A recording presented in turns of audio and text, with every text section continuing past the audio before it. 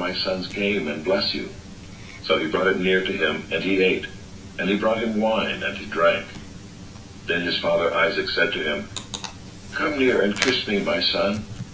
So he came near and kissed him. And Isaac smelled the smell of his garments, and blessed him, and said, See, the smell of my son is as the smell of a field that the Lord has blessed. May God give you of the dew of heaven, and of the fatness of the earth, and plenty of grain and wine. Let peoples serve you, and nations bow down to you.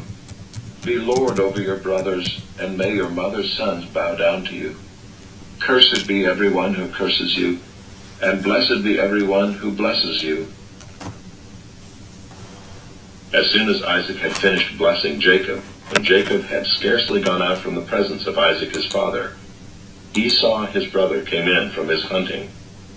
He also prepared delicious food and brought it to his father.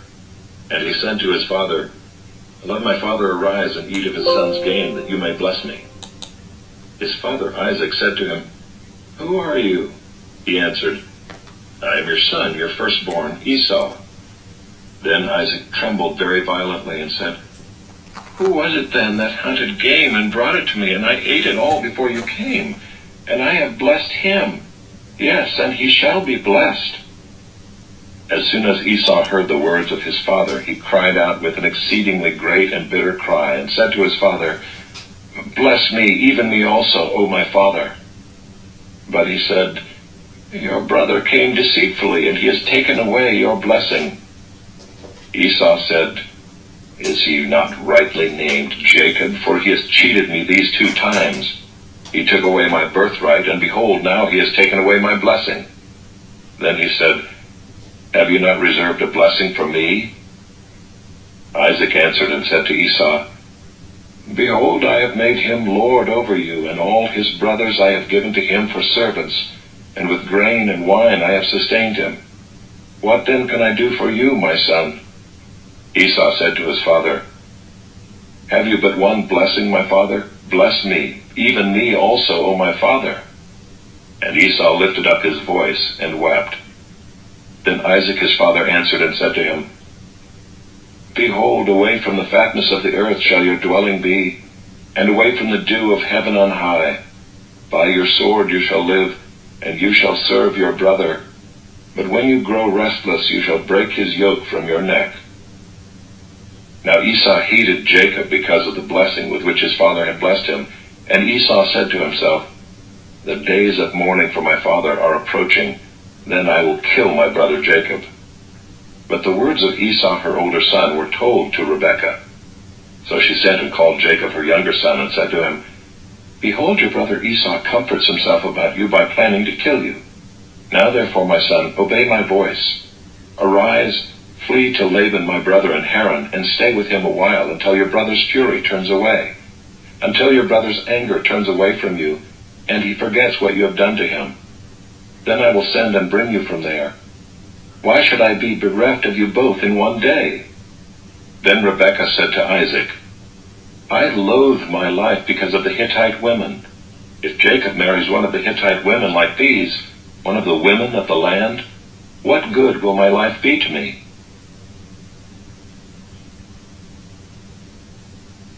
Chapter 28. Then Isaac called Jacob and blessed him and directed him, You must not take a wife from the Canaanite women. Arise, go to Paddan-aram, to the house of Bethuel, your mother's father, and take as your wife from there one of the daughters of Laban, your mother's brother. God Almighty bless you, and make you fruitful, and multiply you, that you may become a company of peoples. May he give the blessing of Abraham to you and to your offspring with you, that you may take possession of the land of your sojournings that God gave to Abraham. Thus Isaac sent Jacob away, and he went to Paddan-aram, to Laban, the son of Bethuel the Aramean, the brother of Rebekah, Jacob's and Esau's mother. Now Esau saw that Isaac had blessed Jacob, and sent him away to Paddan-aram to take a wife from there, and that as he blessed him, he directed him, You must not take a wife from the Canaanite women. And that Jacob had obeyed his father and his mother, and gone to Paddan-aram. So when Esau saw that the Canaanite women did not please Isaac his father, Esau went to Ishmael and took as his wife, besides the wives he had, Mahalath, the daughter of Ishmael, Abraham's son, the sister of Nebaioth. Jacob left Beersheba and went toward Haran, and he came to a certain place and stayed there that night, because the sun had set. Taking one of the stones of the place, he put it under his head and lay down in that place to sleep. And he dreamed, and behold, there was a ladder set up on the earth, and the top of it reached to heaven. And behold, the angels of God were ascending and descending on it. And behold, the Lord stood above it and said, I am the Lord, the God of Abraham your father, and the God of Isaac. The land on which you lie I will give to you and to your offspring. Your offspring shall be like the dust of the earth, and you shall spread abroad to the west and to the east, and to the north and to the south. And in you and your offspring shall all the families of the earth be blessed. Behold, I am with you, and will keep you wherever you go, and will bring you back to this land. For I will not leave you until I have done what I have promised you. Then Jacob awoke from his sleep and said, Surely the Lord is in this place, and I did not know it. And he was afraid and said, How awesome is this place! This is none other than the house of God, and this is the gate of heaven. So early in the morning Jacob took the stone that he had put under his head, and set it up for a pillar, and poured oil on the top of it. He called the name of that place Bethel, but the name of the city was Luz at the first. Then Jacob made a vow, saying, If God will be with me and will keep me in this way that I go, and will give me bread to eat and clothing to wear, so that I come again to my father's house in peace, then the Lord shall be my God, and this stone which I have set up for a pillar shall be God's house. And of all that you give me, I will give a full tenth to you.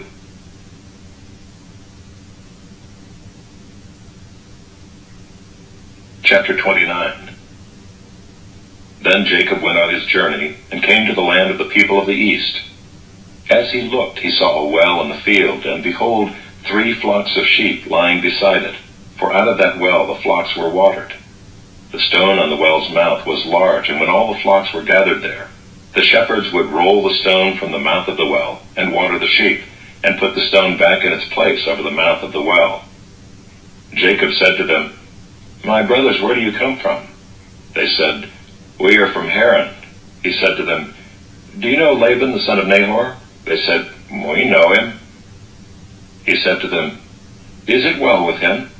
They said, It is well, and see, Rachel his daughter is coming with the sheep. He said, Behold, it is still high. It is not time for the livestock to be gathered together. Water the sheep and go, pasture them. But they said, We cannot until all the flocks are gathered together and the stone is rolled from the mouth of the well. Then we watered the sheep. While he was still speaking with them, Rachel came with her father's sheep, for she was a shepherdess. Now as soon as Jacob saw Rachel, the daughter of Laban, his mother's brother, and the sheep of Laban, his mother's brother, Jacob came near and rolled the stone from the well's mouth, and watered the flock of Laban, his mother's brother. Then Jacob kissed Rachel and wept aloud. And Jacob told Rachel that he was her father's kinsman, and he was Rebekah's son, and she ran and told her father. As soon as Laban heard the news about Jacob, his sister's son, he ran to meet him and embraced him and kissed him and brought him to his house.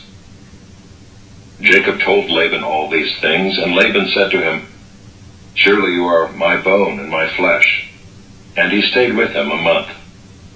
Then Laban said to Jacob, Because you are my kinsman, should you therefore serve me for nothing? Tell me, what shall your wages be? Now Laban had 2 daughters. The name of the older was Leah, and the name of the younger was Rachel. Leah's eyes were weak, but Rachel was beautiful in form and appearance. Jacob loved Rachel, and he said, I will serve you 7 years for your younger daughter Rachel. Laban said, It is better that I give her to you than that I should give her to any other man. Stay with me. So Jacob served 7 years for Rachel, and they seemed to him but a few days because of the love he had for her. Then Jacob said to Laban, Give me my wife, that I may go into her, for my time is completed. So Laban gathered together all the people of the place and made a feast. But in the evening he took his daughter Leah and brought her to Jacob, and he went into her. Laban gave his female servant Zilpah to his daughter Leah to be her servant. And in the morning, behold, it was Leah. And Jacob said to Laban, "What is this you have done to me? Did I not serve with you for Rachel? Why then have you deceived me?" Laban said, "It is not so done in our country to give the younger before the firstborn. Complete the week of this one, and we will give you the other also in return for serving me another 7 years." Jacob did so and completed her week. Then Laban gave him his daughter Rachel to be his wife. Laban gave his female servant Bilhah to his daughter Rachel to be her servant. So Jacob went in to Rachel also, and he loved Rachel more than Leah, and served Laban for another 7 years. When the Lord saw that Leah was hated, he opened her womb, but Rachel was barren. And Leah conceived and bore a son, and she called his name Reuben, for she said, "Because the Lord has looked upon my affliction, for now my husband will love me." She conceived again and bore a son, and said, "Because the Lord has heard that I am hated, he has given me this son also." And she called his name Simeon. Again she conceived and bore a son, and said, "Now this time my husband will be attached to me, because I have borne him 3 sons." Therefore his name was called Levi. And she conceived again and bore a son, and said, "This time I will praise the Lord." Therefore she called his name Judah. Then she ceased bearing. Chapter 30. When Rachel saw that she bore Jacob no children, she envied her sister. She said to Jacob, "Give me children, or I shall die." Jacob's anger was kindled against Rachel, and he said, "Am I in the place of God, who has withheld from you the fruit of the womb?" Then she said, "Here is my servant Bilhah. Go in to her, so that she may give birth on my behalf, that even I may have children through her." So she gave him her servant Bilhah as a wife, and Jacob went in to her. And Bilhah conceived and bore Jacob a son. Then Rachel said, "God has judged me, and has also heard my voice and given me a son." Therefore she called his name Dan. Rachel's servant Bilhah conceived again and bore Jacob a second son. Then Rachel said, "With mighty wrestlings I have wrestled with my sister, and have prevailed." So she called his name Naphtali. When Leah saw that she had ceased bearing children, she took her servant Zilpah and gave her to Jacob as a wife. Then Leah's servant Zilpah bore Jacob a son, and Leah said, "Good fortune has come." So she called his name Gad. Leah's servant Zilpah bore Jacob a second son, and Leah said, "Happy am I, for women have called me happy."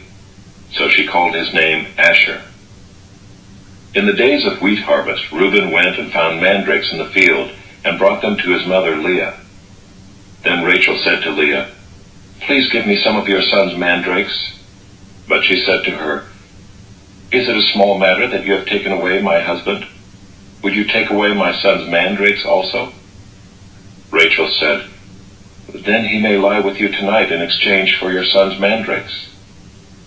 When Jacob came from the field in the evening, Leah went out to meet him and said, "You must come in to me, for I have hired you with my son's mandrakes." So he lay with her that night. And God listened to Leah, and she conceived and bore Jacob a 5th son. Leah said, "God has given me my wages, because I gave my servant to my husband." So she called his name Issachar.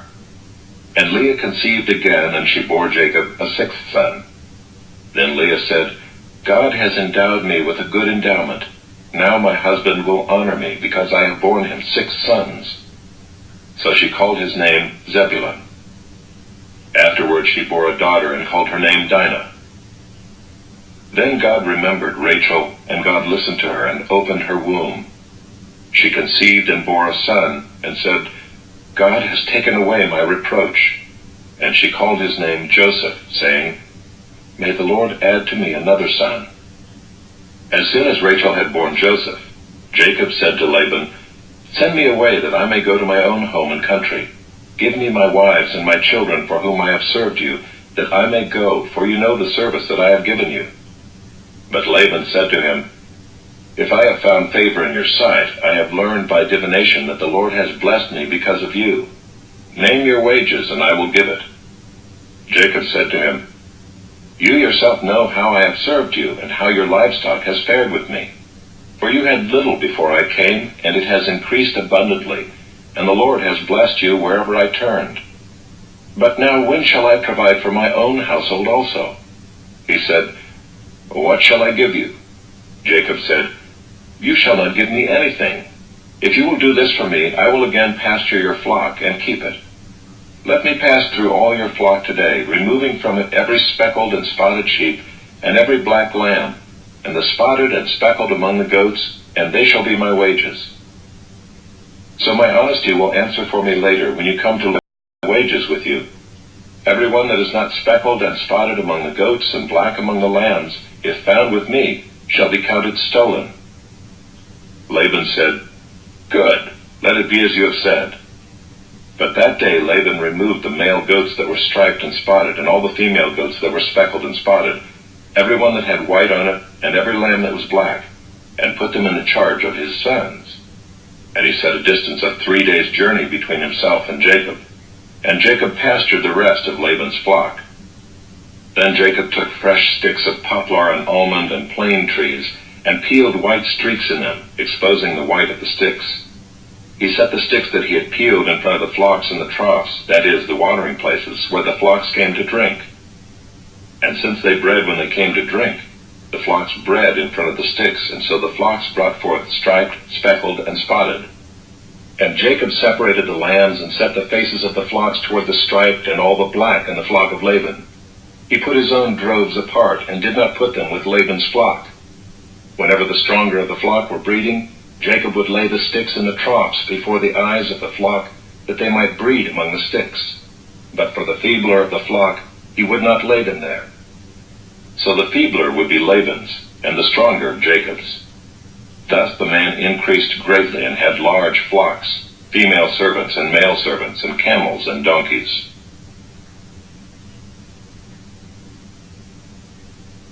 Chapter 31. Now Jacob heard that the sons of Laban were saying, "Jacob has taken all that was our father's, and from what was our father's he has gained all this wealth." And Jacob saw that Laban did not regard him with favor as before. Then the Lord said to Jacob, "Return to the land of your fathers and to your kindred, and I will be with you."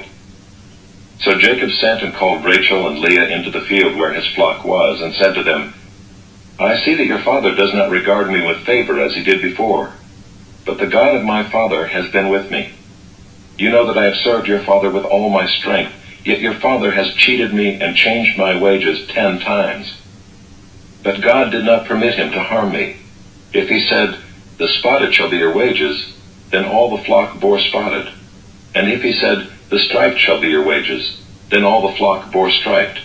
Thus God has taken away the livestock of your father and given them to me. In the breeding season of the flock, I lifted up my eyes and saw in a dream that the goats that mated with the flock were striped, spotted, and mottled. Then the angel of God said to me in the dream, 'Jacob,' and I said, 'Here I am.' And he said, 'Lift up your eyes and see, all the goats that mate with the flock are striped, spotted, and mottled. For I have seen all that Laban is doing to you. I am the God of Bethel, where you anointed a pillar and made a vow to me. Now arise, go out from this land, and return to the land of your kindred.' Then Rachel and Leah answered and said to him, 'Is there any portion or inheritance left to us in our father's house? Are we not regarded by him as foreigners? For he has sold us, and he has indeed devoured our money. All the wealth that God has taken away from our father belongs to us and to our children. Now then, whatever God has said to you, do.' So Jacob arose and set his sons and his wives on camels. He took all his livestock, all his property that he had gained, the livestock in his possession that he had acquired in Paddan Aram, to go to the land of Canaan to his father Isaac. Laban had gone to shear his sheep, and Rachel stole her father's household gods. And Jacob tricked Laban the Aramean by not telling him that he intended to flee. He fled with all that he had, and arose and crossed the Euphrates, and set his face toward the hill country of Gilead. When it was told Laban on the 3rd day that Jacob had fled, he took his kinsman with him and pursued him for 7 days, and followed close after him into the hill country of Gilead.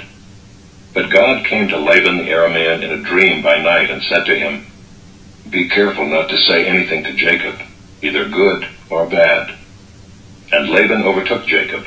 Now Jacob had pitched his tent in the hill country, and Laban with his kinsmen pitched tents in the hill country of Gilead. And Laban said to Jacob, "What have you done that you have tricked me and driven away my daughters like captives of the sword? Why did you flee secretly and trick me and did not tell me, so that I might have sent you away with mirth and songs, with tambourine and lyre? And why did you not permit me to kiss my sons and my daughters farewell? Now you have done foolishly. It is in my power to do you harm. But the God of your father spoke to me last night, saying, 'Be careful not to say anything to Jacob, either good or bad.' And now you have gone away because you longed greatly for your father's house. But why did you steal my gods?" Jacob answered and said to Laban, "Because I was afraid, for I thought that you would take your daughters from me by force. Anyone with whom you find your gods shall not live. In the presence of our kinsmen, point out what I have that is yours, and take it." Now Jacob did not know that Rachel had stolen them. So Laban went into Jacob's tent and into Leah's tent, and into the tent of the 2 female servants, but he did not find them. And he went out of Leah's tent and entered Rachel's. Now Rachel had taken the household gods and put them in the camel's saddle and sat on them. Laban felt all about the tent, but did not find them. And she said to her father, "Let not my lord be angry that I cannot rise before you, for the way of women is upon me." So he searched, but did not find the household gods. Then Jacob became angry and berated Laban. Jacob said to Laban, "What is my offense? What is my sin that you have hotly pursued me? For you have felt through all my goods. What have you found of all your household goods? Set it here before my kinsmen and your kinsmen, that they may decide between us two. These 20 years I have been with you. Your ewes and your female goats have not miscarried, and I have not eaten the rams of your flocks. What was torn by wild beasts I did not bring to you. I bore the loss of it myself. From my hand you required it, whether stolen by day or stolen by night. There I was. By day the heat consumed me, and the cold by night, and my sleep fled from my eyes. These 20 years I have been in your house. I served you 14 years for your 2 daughters, and 6 years for your flock, and you have changed my wages 10 times. If the God of my father, the God of Abraham, and the fear of Isaac had not been on my side, surely now you would have sent me away empty-handed.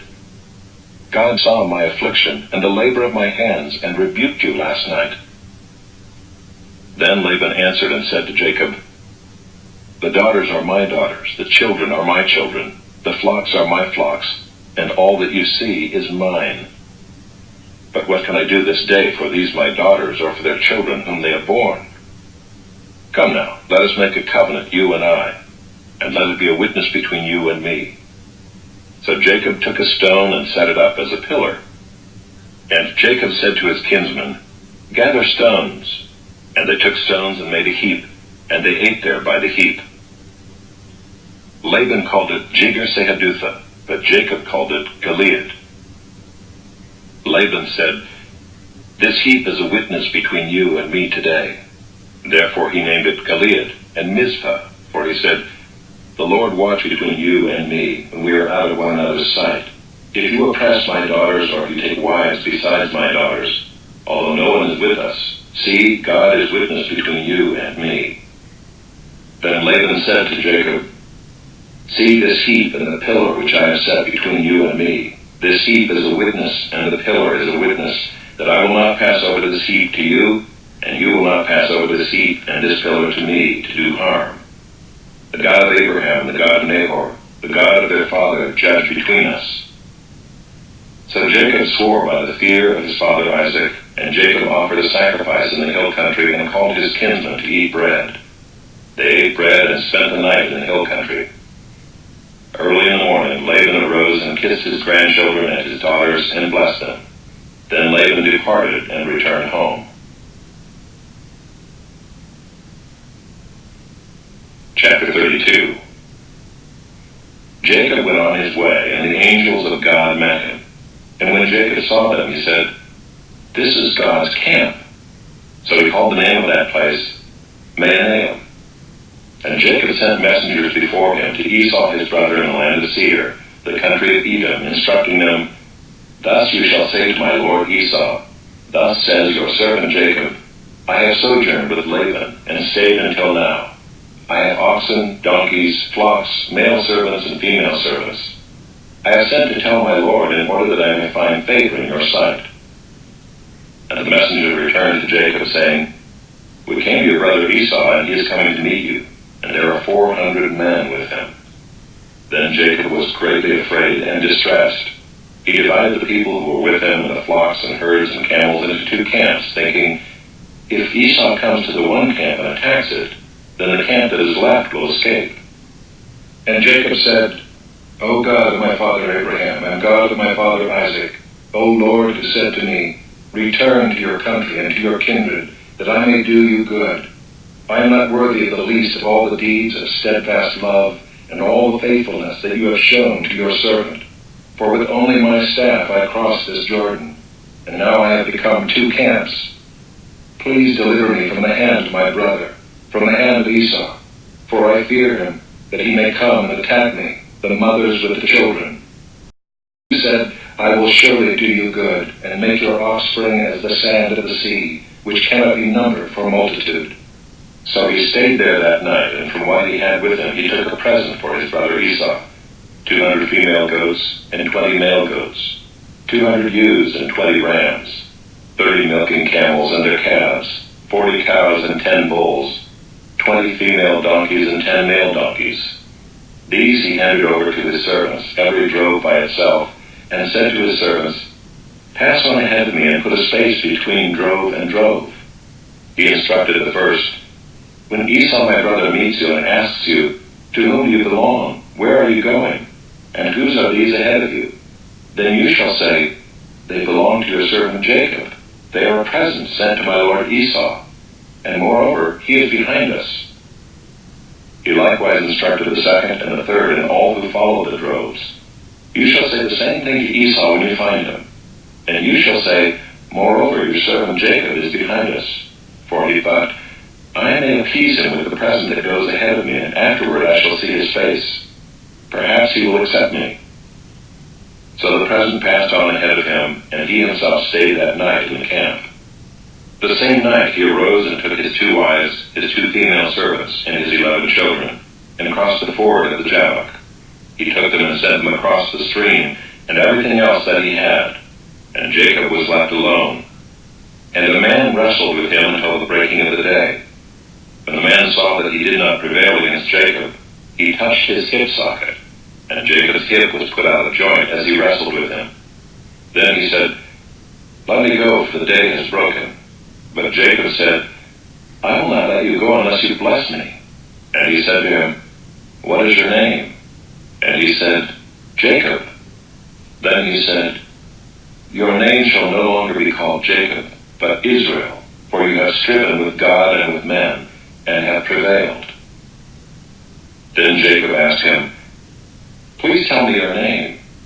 But he said, "Why is it that you ask my name?" And there he blessed him. So Jacob called the name of the place Peniel, saying, "For I have seen God face to face, and yet my life has been delivered." The sun rose upon him as he passed Peniel, limping because of his hip. Therefore to this day the people of Israel do not eat the sinew of the thigh that is on the hip socket, because he touched the socket of Jacob's hip on the sinew of the thigh. Chapter 33. And Jacob lifted up his eyes and looked, and behold, Esau was coming, and 400 men with him. So he divided the children among Leah and Rachel and the 2 female servants. And he put the servants with their children in front, then Leah with her children, and Rachel and Joseph last of all. He himself went on before them, bowing himself to the ground 7 times until he came near to his brother. But Esau ran to meet him and embraced him and fell upon his neck and kissed him, and they wept. And when Esau lifted up his eyes and saw the women and children, he said, "Who are these with you?" Jacob said, the children whom God has graciously given your servant." Then the servants drew near, they and their children, and bowed down. Leah likewise and her children drew near and bowed down. And last Joseph and Rachel drew near, and they bowed down. Esau said, "What do you mean by all this company that I met?" Jacob answered, "To find favor in the sight of my Lord." But Esau said, "I have enough, my brother. Keep what you have for yourself." Jacob said, "No, please, if I have found favor in your sight, then accept my present from my hand. For I have seen your face, which is like seeing the face of God, and you have accepted me. Please accept my blessing that is brought to you, because God has dealt graciously with me, and because I have enough." Thus he urged him, and he took it. Then Esau said, "Let us journey on our way, and I will go ahead of you." But Jacob said to him, "My Lord knows that the children are frail, and that the nursing flocks and herds are a care to me. If they are driven hard for one day, all the flocks will die. Let my Lord pass on ahead of his servant, and I will lead on slowly at the pace of the livestock that are ahead of me, and at the pace of the children, until I come to my Lord in Seir." So Esau said, "Let me leave with you some of the people who are with me." But he said, "What need is there? Let me find favor in the sight of my Lord." So Esau returned that day on his way to Seir. But Jacob journeyed to Succoth, and built himself a house and made booths for his livestock. Therefore the name of the place is called Succoth. And Jacob came safely to the land of Shechem, which is in the land of Canaan, on his way to Paddan Aram, and he camped before the city. And from the sons of Hamor, Shechem's father, he bought for 100 pieces of money the piece of land on which he had pitched his tent. There he erected an altar and called it El Elohe Israel. Chapter 34. Now Dinah, the daughter of Leah, whom she had borne to Jacob, went out to see the women of the land. And when Shechem the son of Hamor the Hivite, the prince of the land, saw her, he seized her and lay with her and humiliated her. And his soul was drawn to Dinah, the daughter of Jacob. He loved the young woman and spoke tenderly to her. So Shechem spoke to his father Hamor, saying, "Get me this girl for my wife." Now Jacob heard that he had defiled his daughter Dinah, but his sons were with his livestock in the field, so Jacob held his peace until they came. And Hamor the father of Shechem went out to Jacob to speak with him. The sons of Jacob had come in from the field as soon as they heard of it, and the men were indignant and very angry, because he had done an outrageous thing in Israel by lying with Jacob's daughter, for such a thing must not be done. But Hamor spoke with them, saying, "The soul of my son Shechem longs for your daughter. Please give her to him to be his wife. Make marriages with us. Give your daughters to us, and take our daughters for yourselves. You shall dwell with us, and the land shall be open to you. Dwell and trade in it, and get property in it." Shechem also said to her father and to her brothers, "Let me find favor in your eyes, and whatever you say to me I will give. Ask me for as great a bride price and gift as you will, and I will give whatever you say to me. Only give me the young woman to be my wife." The sons of Jacob answered Shechem and his father Hamor deceitfully, because he had defiled their sister Dinah. They said to them, "We cannot do this thing to give our sister to one who is uncircumcised, for that would be a disgrace to us.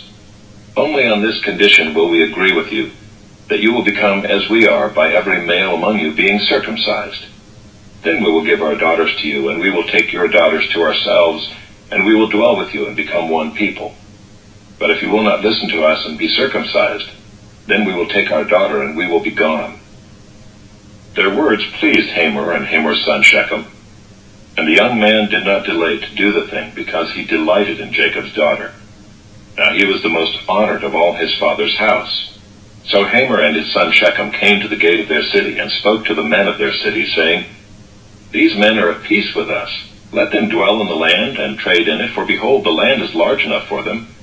Let us take their daughters as wives, and let us give them our daughters. Only on this condition will the men agree to dwell with us to become one people, when every male among us is circumcised as they are circumcised.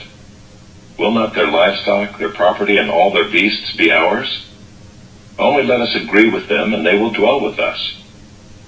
And all who went out of the gate of his city listened to Hamor and his son Shechem, and every male was circumcised, all who went out of the gate of his city. On the third day, when they were sore, 2 of the sons of Jacob, Simeon and Levi, Dinah's brothers, took their swords and came against the city while it felt secure, and killed all the males. They killed Hamor and his son Shechem with the sword, and took Dinah out of Shechem's house and went away. The sons of Jacob came upon the slain and plundered the city, because they had defiled their sister. They took their flocks and their herds, their donkeys, and whatever was in the city and in the field, all their wealth, all their little ones and their wives, all that was in the houses they captured and plundered. Then Jacob said to Simeon and Levi, "You have brought trouble on me by making me stink to the inhabitants of the land, the Canaanites and the Perizzites.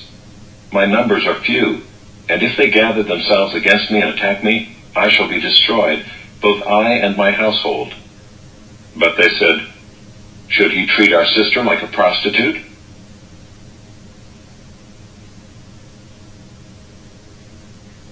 Chapter 35. God said to Jacob, "Arise, go up to Bethel and dwell there. Make an altar there to the God who appeared to you when you fled from your brother Esau."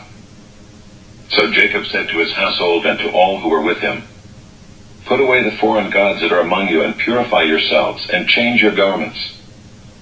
Then let us arise and go up to Bethel, so that I may make there an altar to the God who answers me in the day of my distress, and has been with me wherever I have gone." So they gave to Jacob all the foreign gods that they had, and the rings that were in their ears. Jacob hid them under the terebinth tree that was near Shechem. And as they journeyed, a terror from God fell upon the cities that were around them, so that they did not pursue the sons of Jacob. And Jacob came to Luz, that is Bethel, which is in the land of Canaan, he and all the people who were with him, and there he built an altar and called the place El Bethel, because there God had revealed himself to him when he fled from his brother. And Deborah, Rebekah's nurse, died, and she was buried under an oak below Bethel. So he called its name Allon-Bachuth. God appeared to Jacob again when he came to Paddan-aram, and blessed him. And God said to him, "Your name is Jacob. No longer shall your name be called Jacob, but Israel shall be your name." So he called his name Israel. And God said, "I am God Almighty. Be fruitful and multiply. A nation and a company of nations shall come from you, and kings shall come from your own body. The land that I gave to Abraham and Isaac I will give to you, and I will give the land to your offspring after you." Then God went up from him in the place where he had spoken with him. And Jacob set up a pillar in the place where he had spoken with him, a pillar of stone. He poured out a drink offering on it, and poured oil on it. So Jacob called the name of the place where God had spoken with him, Bethel. Then they journeyed from Bethel. When they were still some distance from Ephrath, Rachel went into labor, and she had hard labor. And when her labor was at its hardest, the midwife said to her, "Do not fear, for you have another son."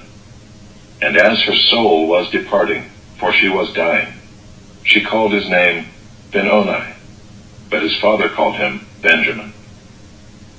So Rachel died, and she was buried on the way to Ephrath, that is Bethlehem. And Jacob set up a pillar over her tomb.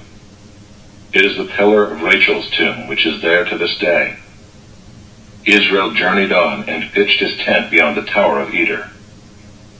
While Israel lived in that land, Reuben went and lay with Bilhah, his father's concubine, and Israel heard of it. Now the sons of Jacob were 12. The sons of Leah, Reuben, Jacob's firstborn, Simeon, Levi, Judah, Issachar, and Zebulun. The sons of Rachel, Joseph and Benjamin. The sons of Bilhah, Rachel's servant, Dan and Naphtali. The sons of Zilpah, Leah's servant, Gad and Asher. These were the sons of Jacob who were born to him in Paddan-aram. And Jacob came to his father Isaac at Mamre, or Kiriath Arba, that is Hebron, where Abraham and Isaac had sojourned. Now the days of Isaac were 180 years, and Isaac breathed his last, and he died and was gathered to his people, old and full of days. And his sons Esau and Jacob buried him.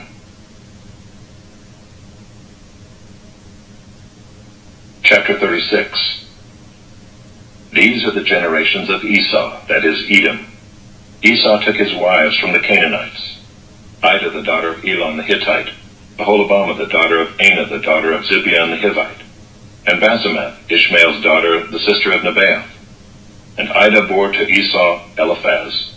Basemath bore Reuel, and Aholibamah bore Jeush, Jalam, and Korah. These are the sons of Esau who were born to him in the land of Canaan.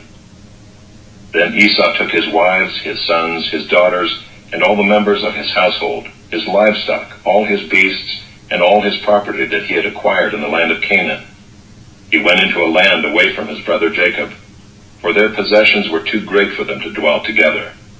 The land of their sojournings could not support them because of their livestock. So Esau settled in the hill country of Seir. Esau is Edom. These are the generations of Esau, the father of the Edomites, in the hill country of Seir.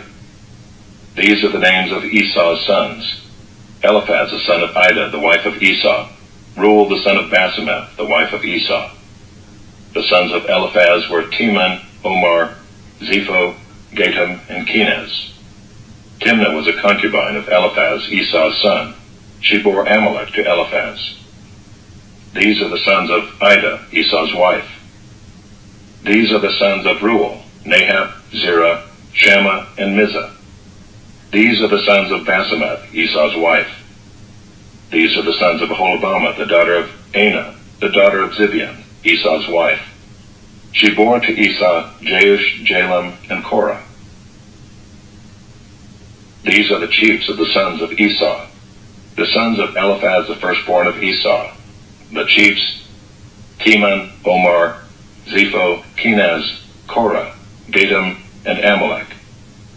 These are the chiefs of Eliphaz in the land of Edom. These are the sons of Ida. These are the sons of Reuel, Esau's son. The chiefs Nahab, Zerah, Shammah, and Mizah. These are the chiefs of Reuel in the land of Edom. These are the sons of Basemath, Esau's wife. These are the sons of Aholibamah, Esau's wife. The chiefs Jeush, Jalam, and Korah. These are the chiefs born of Aholibamah, the daughter of Anah, Esau's wife. These are the sons of Esau, that is Edom, and these are their chiefs. These are the sons of Seir the Horite, the inhabitants of the land: Lotan, Shobal, Zibeon, Anah, Dishan, Ezer, and Dishan. These are the chiefs of the Horites, the sons of Seir in the land of Edom. The sons of Lotan were Hori and Hemam, and Lotan's sister was Timnah. These are the sons of Shobal: Alvan, Manahath, Ebal, Shepho, and Onam. These are the sons of Zibeon: Aya and Anah. He is the Anah who found the hot springs in the wilderness, as he pastured the donkeys of Zibeon his father. These are the children of Anah: Dishan and Aholibamah the daughter. These are the sons of Dishan: Himdan, Eshban, Ithran, and Kiran. These are the sons of Ezer: Bilhan, Zaavan, and Achan. These are the sons of Dishan: Uz and Aaron.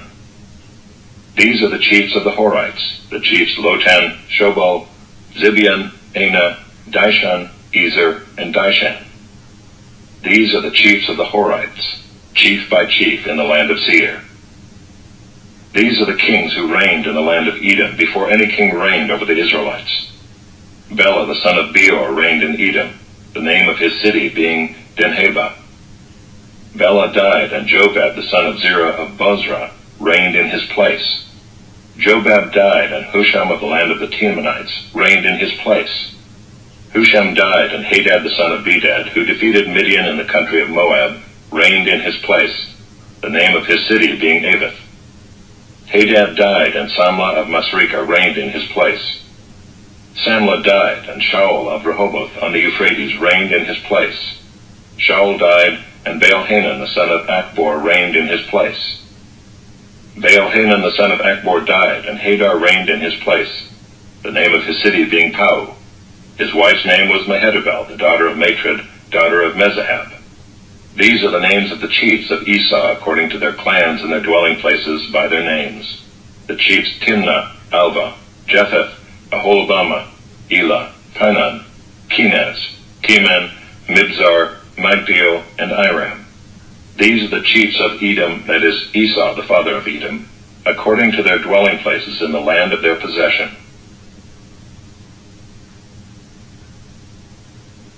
Chapter 37. Jacob lived in the land of his father's sojournings in the land of Canaan. These are the generations of Jacob. Joseph, being 17 years old, was pasturing the flock with his brothers. He was a boy with the sons of Bilhah and Zilpah, his father's wives. And Joseph brought a bad report of them to their father. Now Israel loved Joseph more than any other of his sons, because he was the son of his old age. And he made him a robe of many colors. But when his brothers saw that their father loved him more than all his brothers, they hated him and could not speak peacefully to him. Now Joseph had a dream, and when he told it to his brothers, they hated him even more. He said to them, "Hear this dream that I have dreamed. Behold, we were binding sheaves in the field, and behold, my sheaf arose and stood upright. And behold, your sheaves gathered around it and bowed down to my sheaf." His brothers said to him, "Are you indeed to reign over us? Or are you indeed to rule over us?" So they hated him even more for his dreams and for his words. Then he dreamed another dream and told it to his brothers and said, "Behold, I have dreamed another dream. Behold, the sun, the moon, and 11 stars were bowing down to me." But when he told it to his brothers, his father rebuked him and said to him, "What is this dream that you have dreamed? Shall I and your mother and your brothers indeed come to bow ourselves to the ground before you?" And his brothers were jealous of him, but his father kept the saying in mind. Now his brothers went to pasture their father's flock near Shechem, and Israel said to Joseph, "Are not your brothers pasturing the flock at Shechem? Come, I will send you to them." And he said to him, "Here I am." So he said to him, "Go now, see if it is well with your brothers and with the flock, and bring me word." So he sent him from the valley of Hebron, and he came to Shechem. And a man found him wandering in the fields, and the man asked him, "What are you seeking?" "I am seeking my brothers," he said. "Tell me, please, where they are pasturing the flock." And the man said, "They have gone away, for I heard them say, 'Let us go to Dothan.'" So Joseph went after his brothers and found them at Dothan. They saw him from afar, and before he came near to them, they conspired against him to kill him. They said to one another, "Here comes this dreamer. Come now, let us kill him and throw him into one of the pits. Then we will say that a fierce animal has devoured him, and we will see what will become of his dreams." But when Reuben heard it, he rescued him out of their hands, saying, "Let us not take his life." And Reuben said to them, "Shed no blood. Throw him into this pit here in the wilderness, but do not lay a hand on him, that he might rescue him out of their hand to restore him to his father." So when Joseph came to his brothers, they stripped him of his robe, the robe of many colors that he wore, and they took him and threw him into a pit. The pit was empty, there was no water in it. Then they sat down to eat. And looking up, they saw a caravan of Ishmaelites coming from Gilead, with their camels bearing gum, balm, and myrrh, on their way to carry it down to Egypt. Then Judah said to his brothers, "What profit is it if we kill our brother and conceal his blood? Come, let us sell him to the Ishmaelites, and let not our hand be upon him, for he is our brother, our own flesh." And his brothers listened to him. Then Midianite traders passed by, and they drew Joseph up and lifted him out of the pit, and sold him to the Ishmaelites for 20 shekels of silver. They took Joseph to Egypt. When Reuben returned to the pit and saw that Joseph was not in the pit, he tore his clothes and returned to his brothers and said, "The boy is gone, and where shall I go?" Then they took Joseph's robe and slaughtered a goat and dipped the robe in the blood. And they sent the robe of many colors and brought it to their father and said, "This we have found. Please identify whether it is your son's robe or not." And he identified it and said, "It is my son's robe. A fierce animal has devoured him. Joseph is without doubt torn to pieces." Then Jacob tore his garments and put sackcloth on his loins and mourned for his son many days. And all his daughters rose up to comfort him, but he refused to be comforted and said, No, I shall go down to Sheol to my son, mourning." Thus his father wept for him. Meanwhile the Midianites had sold him in Egypt to Potiphar, an officer of Pharaoh, the captain of the guard. Chapter 38. It happened at that time that Judah went down from his brothers and turned aside to a certain Adullamite, whose name was Hira. There Judah saw the daughter of a certain Canaanite whose name was Shua. He took her and went into her, and she conceived and bore a son, and he called his name She conceived again and bore a son, and she called his name Onan. Yet again she bore a son, and she called his name Shelah. Judah was in Kezib when she bore him. And Judah took a wife for his firstborn, and her name was Tamar. But Judah's firstborn, was wicked in the sight of the Lord, and the Lord put him to death. Then Judah said to Onan, "Go into your brother's wife and perform the duty of a brother-in-law to her, and raise up offspring for your brother." But Onan knew that the offspring would not be his, so whenever he went into his brother's wife, he would waste the semen on the ground, so as not to give offspring to his brother. And what he did was wicked in the sight of the Lord, and he put him to death also. Then Judah said to Tamar his daughter-in-law, "Remain a widow in your father's house, till Shelah my son grows up," for he feared that he would die like his brothers. So Tamar went and remained in her father's house. In the course of time the wife of Judah, Shua's daughter, died. When Judah was comforted, he went up to Timnah to his sheep shearers, he and his friend Hira the Adullamite.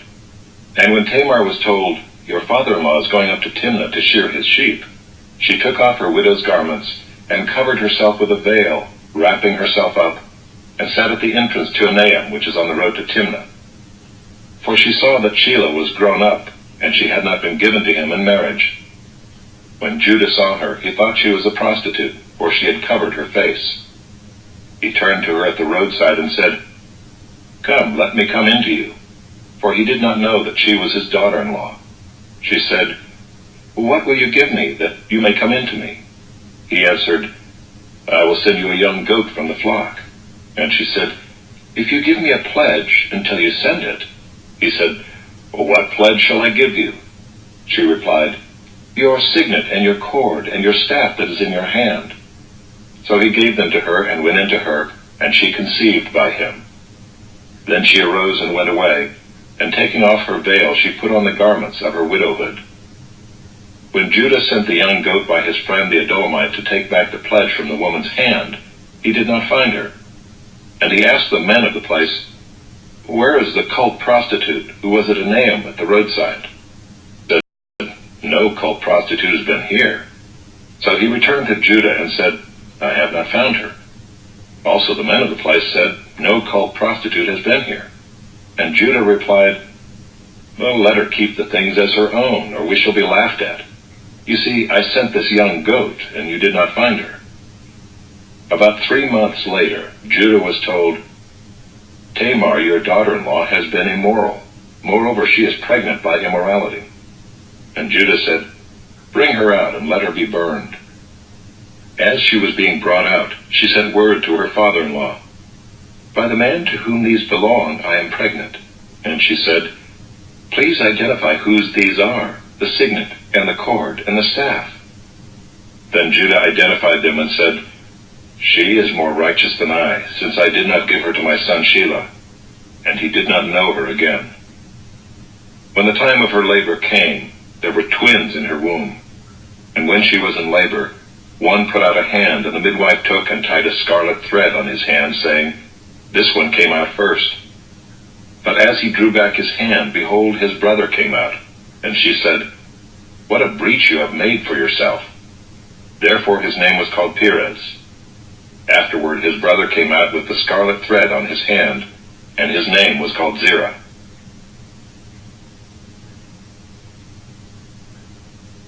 Chapter 39. Now Joseph had been brought down to Egypt, and Potiphar, an officer of Pharaoh, the captain of the guard, an Egyptian, had bought him from the Ishmaelites who had brought him down there. The Lord was with Joseph, and he became a successful man, and he was in the house of his Egyptian master.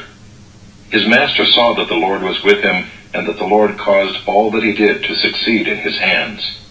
So Joseph found favor in his sight and attended him, and he made him overseer of his house, and put him in charge of all that he had. From the time that he made him overseer in his house and over all that he had, the Lord blessed the Egyptian's house for Joseph's sake. The blessing of the Lord was on all that he had, in house and field. So he left all that he had in Joseph's charge, and because of him he had no concern about anything but the food he ate. Now Joseph was handsome in form and appearance. And after a time his master's wife cast her eyes on Joseph and said, "Lie with me." But he refused and said to his master's wife, "Behold, because of me my master has no concern about anything in the house, and he has put everything that he has in my charge. He is not greater in this house than I am, nor has he kept back anything from me except you, because you are his wife. How then can I do this great wickedness and sin against God?" And as she spoke to Joseph day after day, he would not listen to her, to lie beside her, or to be with her. But one day, when he went into the house to do his work, and none of the men of the house was there in the house, she caught him by his garment, saying, "Lie with me." But he left his garment in her hand, and fled and got out of the house. And as soon as she saw that he had left his garment in her hand, and had fled out of the house, she called to the men of her household, and said to them, "See, he has brought among us a Hebrew to laugh at us. He came in to lie with me, and I cried out with a loud voice. And as soon as he heard that I lifted up my voice and cried out, he left his garment beside me and fled and got out of the house." Then she laid up his garment by her until his master came home, and she told him the same story, saying, "The Hebrew servant whom you have brought among us came in to me to laugh at me. But as soon as I lifted up my voice and cried, he left his garment beside me and fled out of the house." As soon as his master heard the words that his wife spoke to him, "This is the way your servant treated me," his anger was kindled. And Joseph's master took him and put him into the prison, the place where the king's prisoners were confined, and he was there in prison. But the Lord was with Joseph, and showed him steadfast love, and gave him favor in the sight of the keeper of the prison. And the keeper of the prison put Joseph in charge of all the prisoners who were in the prison. Whatever was done there, he was the one who did it. The keeper of the prison paid no attention to anything that was in Joseph's charge, because the Lord was with him. And whatever he did, the Lord made it succeed.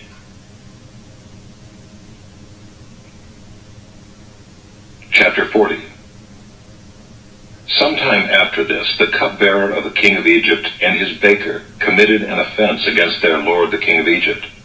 And Pharaoh was angry with his two officers, the chief cupbearer and the chief baker, and he put them in custody in the house of the captain of the guard, in the prison where Joseph was confined.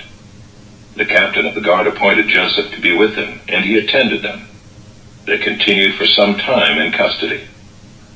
And one night they both dreamed, the cupbearer and the baker of the king of Egypt, who were confined in the prison, each his own dream, and each dream with its own interpretation. When Joseph came to them in the morning, he saw that they were troubled.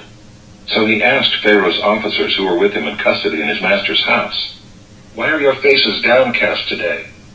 They said to him, "We have had dreams, and there is no one to interpret them." And Joseph said to them, "Do not interpretations belong to God? Please tell them to me." So the chief cupbearer told his dream to Joseph and said to him, "In my dream there was a vine before me, and on the vine there were 3 branches.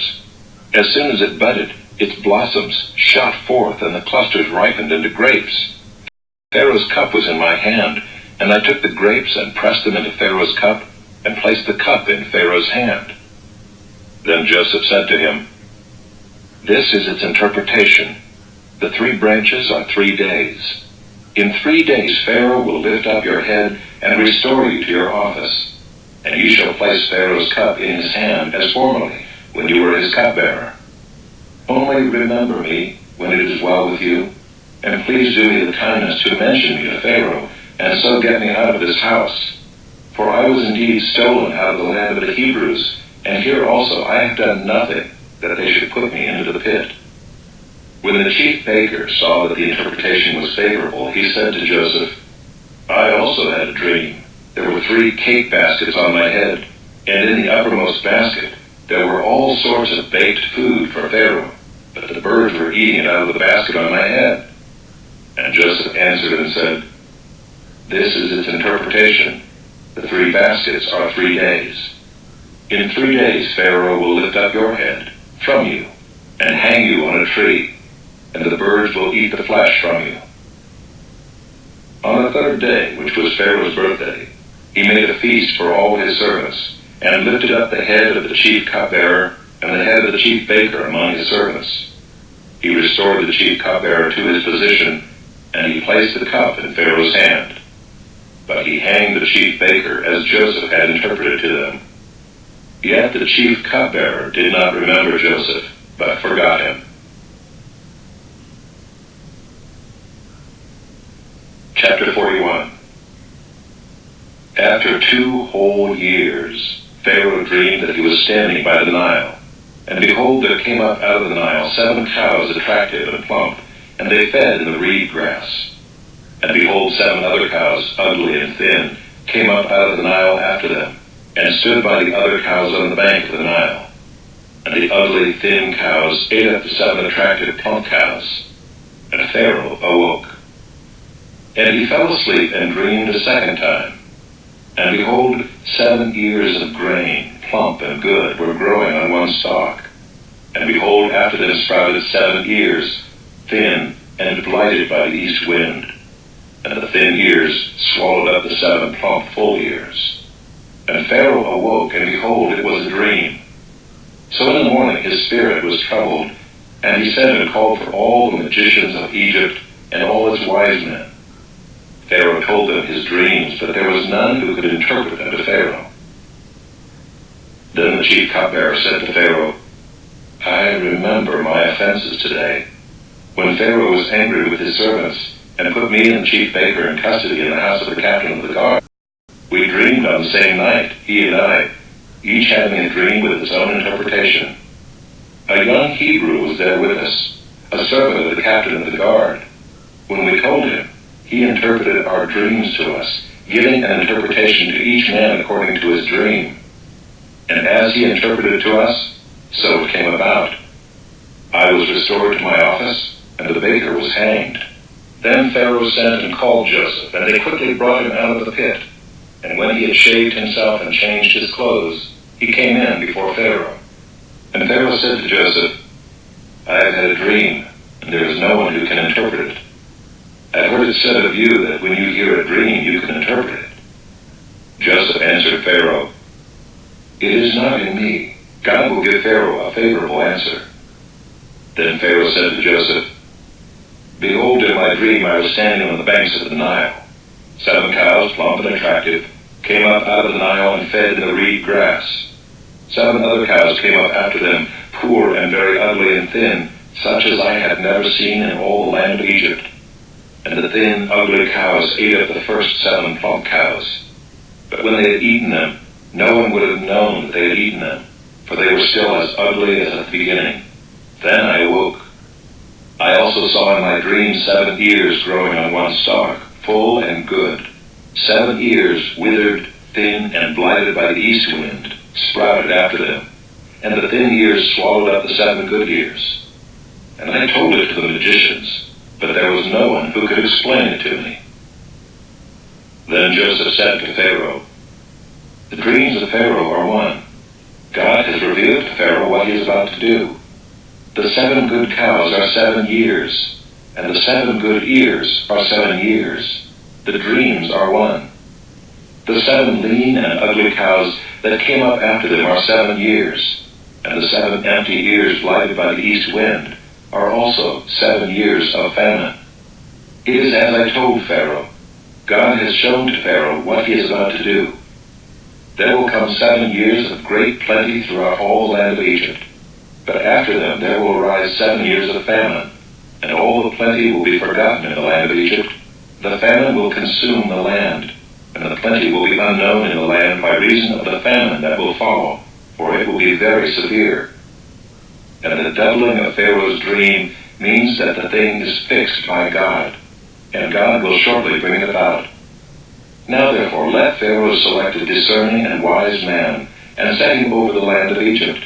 Let Pharaoh proceed to appoint overseers over the land, and take 1/5 of the produce of the land of Egypt during the 7 plentiful years. And let them gather all the food of these good years that are coming, and store up grain under the authority of Pharaoh for food in the cities, and let them keep it. That food shall be a reserve for the land against the 7 years of famine that are to occur in the land of Egypt, so that the land may not perish through the famine. This proposal pleased Pharaoh and all his servants. And Pharaoh said to his servants, "Can we find a man like this, in whom is the Spirit of God?" Then Pharaoh said to Joseph, "Since God has shown you all this, there is none so discerning and wise as you are. You shall be over my house, and all my people shall order themselves as you command. Only as regards the throne will I be greater than you." And Pharaoh said to Joseph, "See, I have set you over all the land of Egypt." Then Pharaoh took his signet ring from his hand and put it on Joseph's hand, and clothed him in garments of fine linen, and put a gold chain about his neck. And he made him ride in his second chariot. And they called out before him, "Bow the knee." Thus he set him over all the land of Egypt. Moreover, Pharaoh said to Joseph, "I am Pharaoh, and without your consent no one shall lift up hand or foot in all the land of Egypt." And Pharaoh called Joseph's name Zaphenath-Paneah, and he gave him in marriage Asenath, the daughter of Potiphera, priest of On. So Joseph went out over the land of Egypt. Joseph was 30 years old when he entered the service of Pharaoh, king of Egypt. And Joseph went out from the presence of Pharaoh, and went through all the land of Egypt. During the 7 plentiful years the earth produced abundantly, and he gathered up all the food of these 7 years which occurred in the land of Egypt, and put the food in the cities. He put in every city the food from the fields around it. And Joseph stored up grain in great abundance, like the sand of the sea, until he ceased to measure it, for it could not be measured. Before the year of famine came, 2 sons were born to Joseph. Asenath, the daughter of Potiphera, priest of On, bore them to him. Joseph called the name of the firstborn Manasseh, for he said, "God has made me forget all my hardship and all my father's house." The name of the second he called Ephraim, for God has made me fruitful in the land of my affliction. The 7 years of plenty that occurred in the land of Egypt came to an end, and the 7 years of famine began to come, as Joseph had said. There was famine in all lands, but in all the land of Egypt there was bread. When all the land of Egypt was famished, the people cried to Pharaoh for bread. Pharaoh said to all the Egyptians, "Go to Joseph. What he says to you, do." So when the famine had spread over all the land, Joseph opened all the storehouses and sold to the Egyptians, for the famine was severe in the land of Egypt. Moreover, all the earth came to Egypt to Joseph to buy grain, because the famine was severe over all the earth. Chapter 42. When Jacob learned that there was grain for sale in Egypt, he said to his sons, "Why do you look at one another?" And he said, "Behold, I have heard that there is grain for sale in Egypt. Go down and buy grain for us there, that we may live and not die." So 10 of Joseph's brothers went down to buy grain in Egypt. But Jacob did not send Benjamin, Joseph's brother, with his brothers, for he feared that harm might happen to him. Thus the sons of Israel came to buy among the others who came, for the famine was in the land of Canaan. Now Joseph was governor over the land. He was the one who sold to all the people of the land. And Joseph's brothers came and bowed themselves before him with their faces to the ground. Joseph saw his brothers and recognized them, but he treated them like strangers and spoke roughly to them. "Where do you come from?" he said. They said, "From the land of Canaan to buy food." And Joseph recognized his brothers, but they did not recognize him. And Joseph remembered the dreams that he had dreamed of them. And he said to them, "You are spies. You have come to see the nakedness of the land." They said to him, "No, my lord, your servants have come to buy food. We are all sons of one man. We are honest men. Your servants have never been spies." He said to them, "No, it is the nakedness of the land that you have come to see." And they said, "We, your servants, are 12 brothers, the sons of one man in the land of Canaan, and behold, the youngest is this day with our father, and one is no more." But Joseph said to them, "It is as I said to you, you are spies. By this you shall be tested. By the life of Pharaoh you shall not go from this place unless your youngest brother comes here. Send one of you, and let him bring your brother while you remain confined, that your words may be tested, whether there is truth in you. Or else, by the life of Pharaoh, surely you are spies." And he put them all together in custody for 3 days. On the 3rd day Joseph said to them, "Do this and you will live, for I fear God.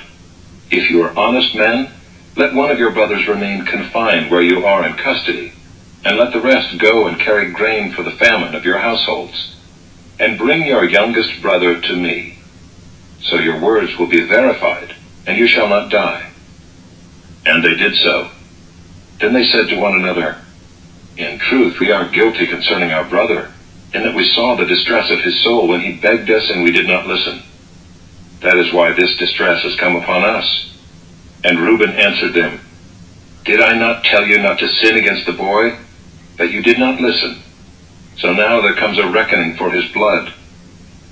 They did not know that Joseph understood them, for there was an interpreter between them. Then he turned away from them and wept. And he returned to them and spoke to them. And he took Simeon from them and bound him before their eyes. And Joseph gave orders to fill their bags with grain, and to replace every man's money in his sack, and to give them provisions for the journey. This was done for them. Then they loaded their donkeys with their grain and departed. And as one of them opened his sack to give his donkey fodder at the lodging place, he saw his money in the mouth of his sack. He said to his brothers, "My money has been put back. Here it is in the mouth of my sack." At this their hearts failed them, and they turned trembling to one another, saying, "What is this that God has done to us?" When they came to Jacob their father in the land of Canaan, they told him all that had happened to them, saying, "The man, the lord of the land, spoke roughly to us and took us to be spies of the land. But we said to him, 'We are honest men. We have never been spies. We are 12 brothers, sons of our father. One is no more, and the youngest is this day with our father in the land of Canaan.' Then the man, the lord of the land, said to us, 'By this I shall know that you are honest men. Leave one of your brothers with me, and take grain for the famine of your households, and go your way. Bring your youngest brother to me. Then I shall know that you are not spies, but honest men, and I will deliver your brother to you, and you shall trade in the land.' As they emptied their sacks, behold, every man's bundle of money was in his sack. And when they and their father saw their bundles of money, they were afraid. And Jacob their father said to them, 'You have bereaved me of my children. Joseph is no more, and Simeon is no more, and now you would take Benjamin? All this has come against me.' Then Reuben said to his father, 'Kill my 2 sons if I do not bring him back to you. Put him in my hands, and I will bring him back to you.' But he said, 'My son shall not go down with you, for his brother is dead, and he is the only one left. If harm should happen to him on the journey that you are to make, you would bring down my gray hairs with sorrow to Sheol.'" Chapter 43. Now the famine was severe in the land. And when they had eaten the grain that they had brought from Egypt, their father said to them, "Go again, buy us a little food." But Judah said to him, "The man solemnly warned us, saying, 'You shall not see my face unless your brother is with you. If you will send our brother with us, we will go down and buy you food. But if you will not send him, we will not go down, for the man said to us, "You shall not see my face unless your brother is with you."' Israel said, 'Why did you treat me so badly as to tell the man that you had another brother?' They replied, 'The man questioned us carefully about ourselves and our kindred, saying, "Is your father still alive? Do you have another brother?" What we told him was in answer to these questions. Could we in any way know that he would say, 'Bring your brother down'?" And Judah said to Israel his father, "Send the boy with me, and we will arise and go, that we may live and not die, both we and you and also our little ones. I will be a pledge of his safety. From my hand you shall require him. If I do not bring him back to you and set him before you, then let me bear the blame forever. If we had not delayed, we would now have returned twice." Then their father Israel said to them, "If it must be so, then do this.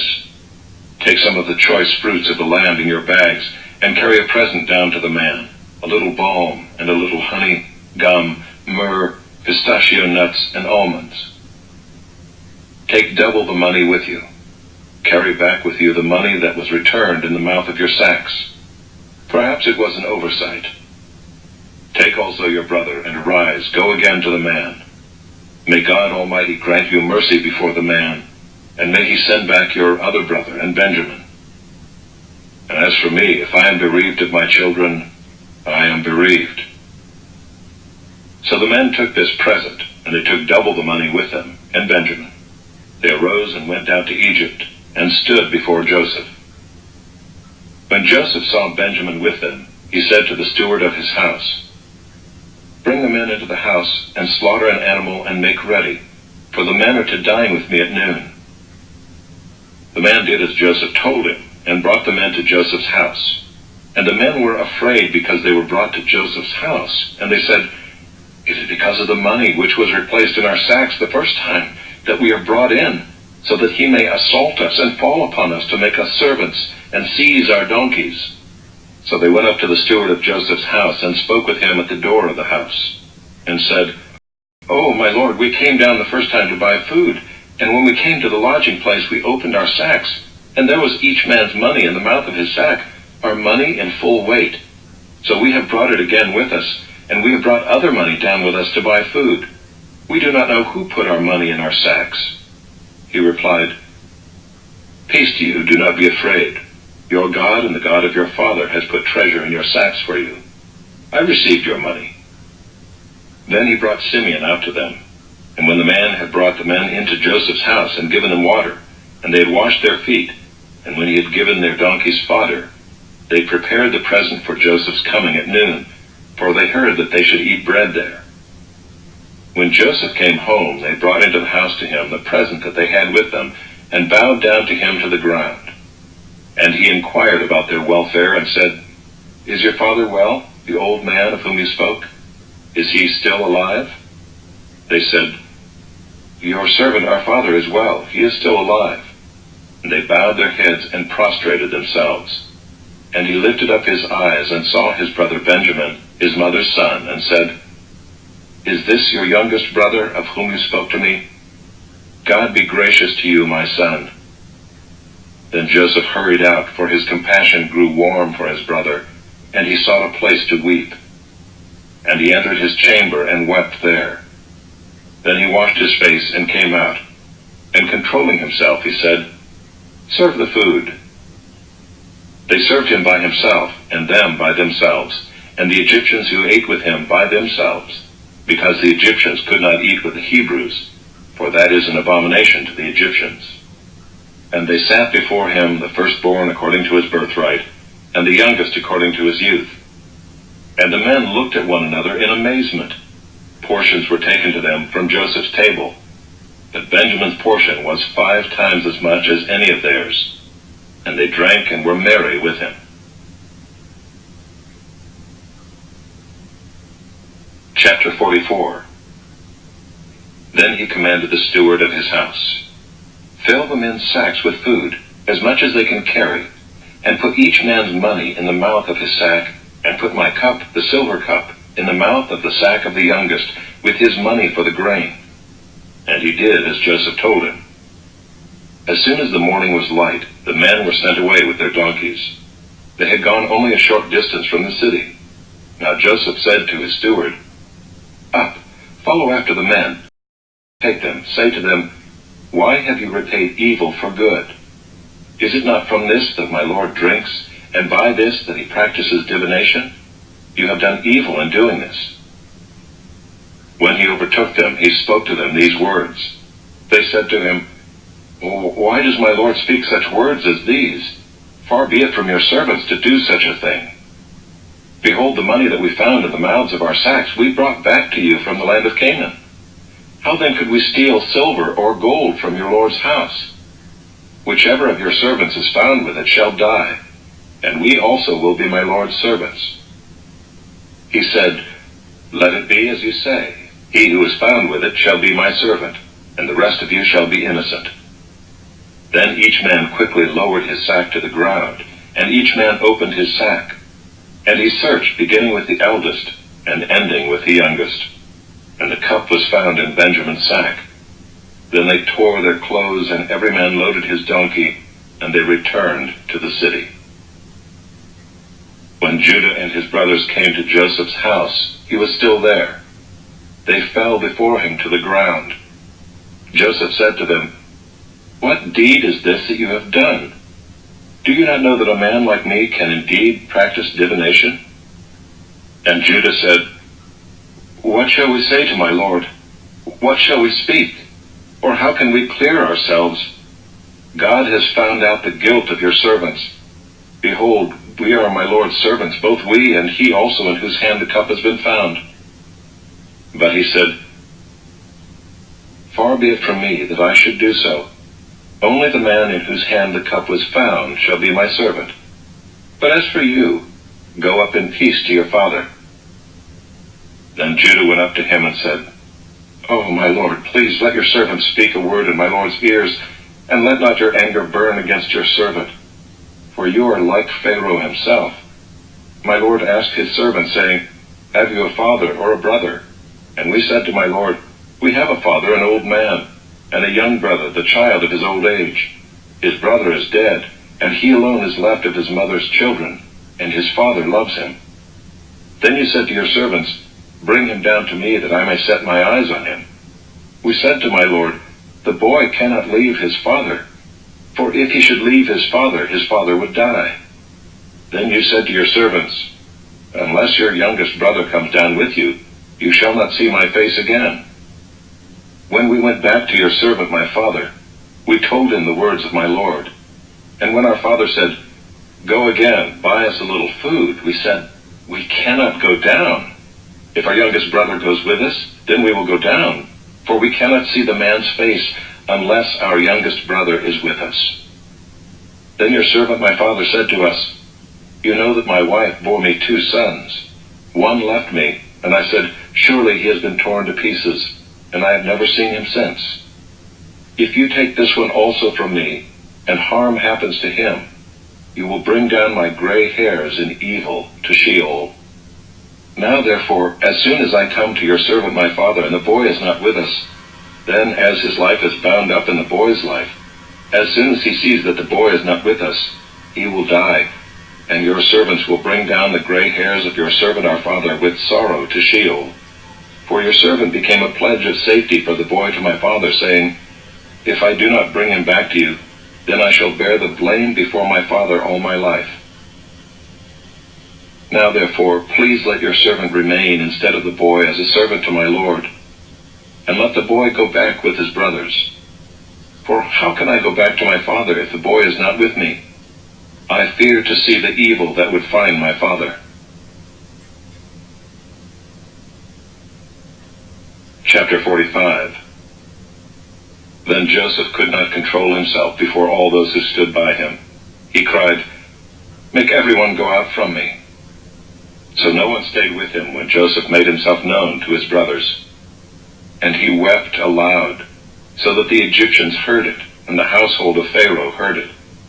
And Joseph said to his brothers, "I am Joseph. Is my father still alive?" But his brothers could not answer him, for they were dismayed at his presence. So Joseph said to his brothers, "Come near to me, please." And they came near. And he said, "I am your brother, Joseph, whom you sold into Egypt. And now do not be distressed or angry with yourselves because you sold me here, for God sent me before you to preserve life. For the famine has been in the land these 2 years, and there are yet 5 years in which there will be neither plowing nor harvest. And God sent me before you to preserve for you a remnant on earth, and to keep alive for you many survivors. So it was not you who sent me here, but God. He has made me a father to Pharaoh, and lord of all his house, and ruler over all the land of Egypt. Hurry and go up to my father and say to him, Thus says your son Joseph, God has made me lord of all Egypt. Come down to me, do not tarry. You shall dwell in the land of Goshen, and you shall be near me, you and your children, and your children's children, and your flocks, your herds, and all that you have. There I will provide for you, for there are yet 5 years of famine to come, so that you and your household and all that you have do not come to poverty. And now your eyes see, and the eyes of my brother Benjamin see, that it is my mouth that speaks to you. You must tell my father of all my honor in Egypt, and of all that you have seen. Hurry and bring my father down here. Then he fell upon his brother Benjamin's neck and wept, and Benjamin wept upon his neck. And he kissed all his brothers and wept upon them. After that his brothers talked with him. When the report was heard in Pharaoh's house, Joseph's brothers have come, it pleased Pharaoh and his servants.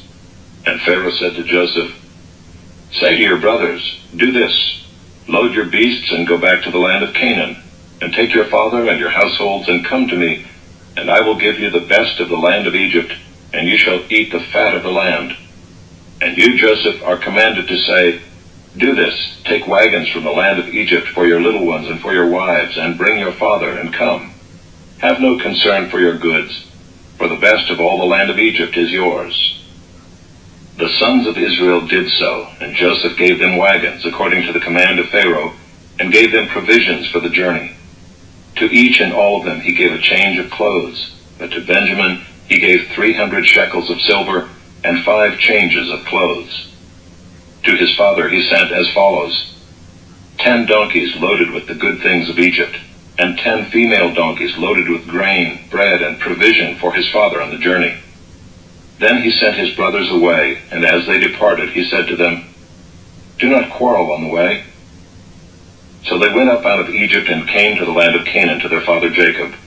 And they told him, Joseph is still alive, and he is ruler over all the land of Egypt. And his heart became numb, for he did not believe them.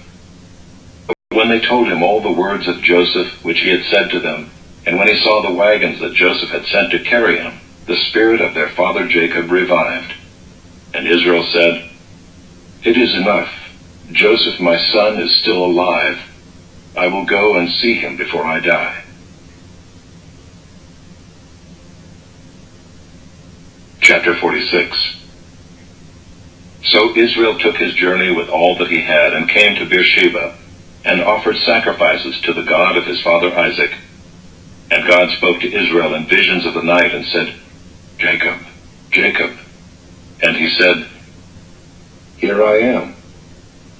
Then he said, I am God, the God of your father.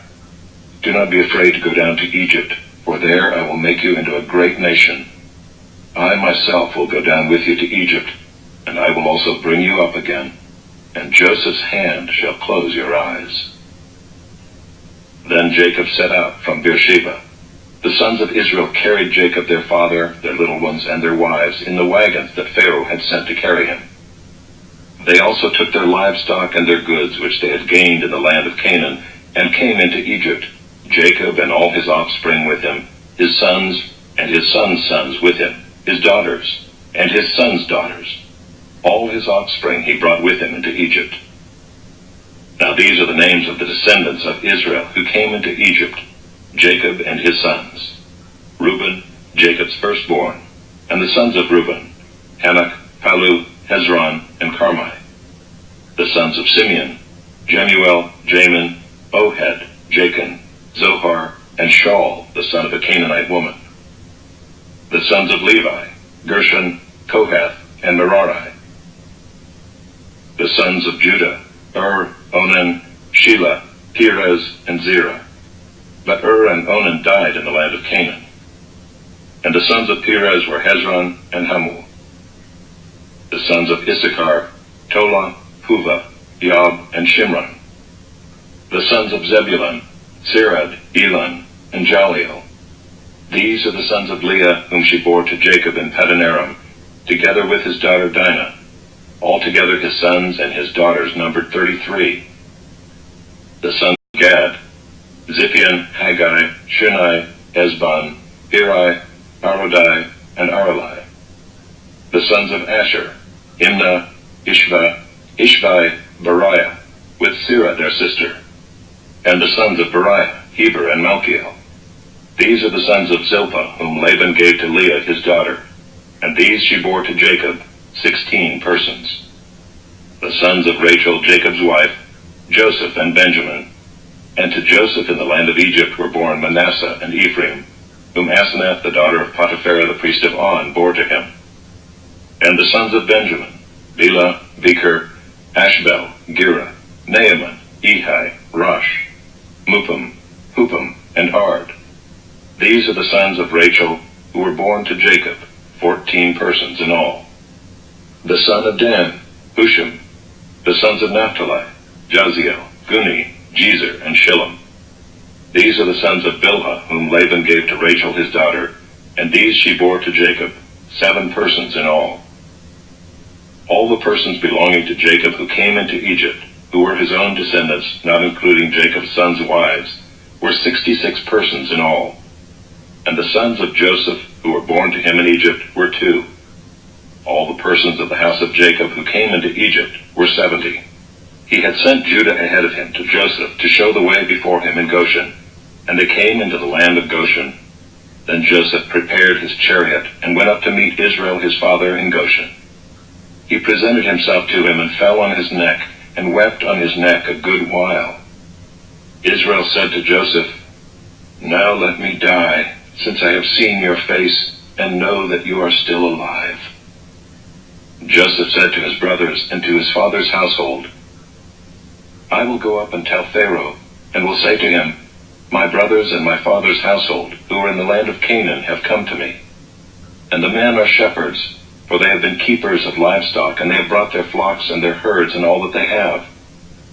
When Pharaoh calls you and says, "What is your occupation?" you shall say, "Your servants have been keepers of livestock from our youth even until now, both we and our fathers, in order that you may dwell in the land of Goshen, for every shepherd is an abomination to the Egyptians." Chapter 47.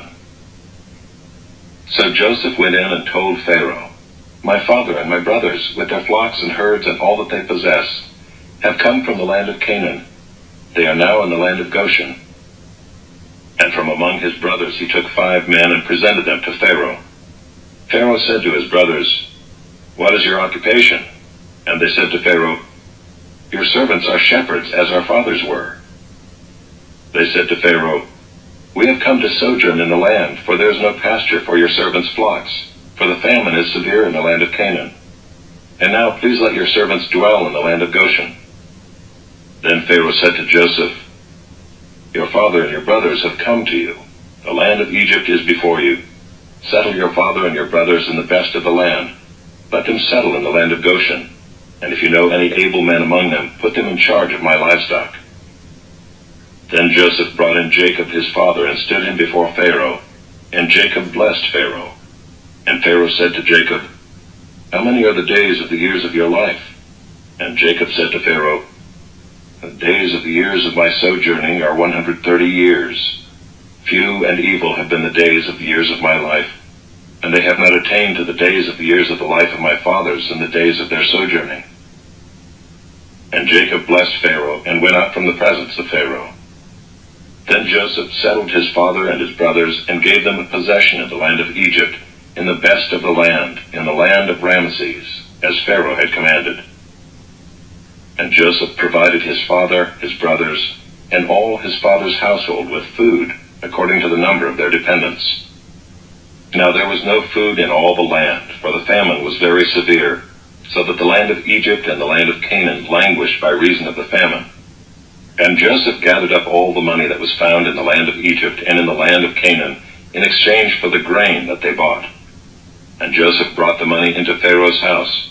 And when the money was all spent in the land of Egypt and in the land of Canaan, all the Egyptians came to Joseph and said, "Give us food. Why should we die before your eyes? For our money is gone." And Joseph answered, "Give your livestock, and I will give you food in exchange for your livestock, if your money is gone." So they brought their livestock to Joseph, and Joseph gave them food in exchange for the horses, the flocks, the herds, and the donkeys. He supplied them with food in exchange for all their livestock that year. And when that year was ended, they came to him the following year and said to him, "We will not hide from my lord that our money is all spent. The herds and livestock are my lord's. There is nothing left in the sight of my lord but our bodies and our land. Why should we die before your eyes, both we and our land? Buy us and our land for food, and we with our land will be servants to Pharaoh. And give us seed that we may live and not die, and that the land may not be desolate." So Joseph bought all the land of Egypt for Pharaoh, for all the Egyptians sold their fields, because the famine was severe on them. The land became Pharaoh's.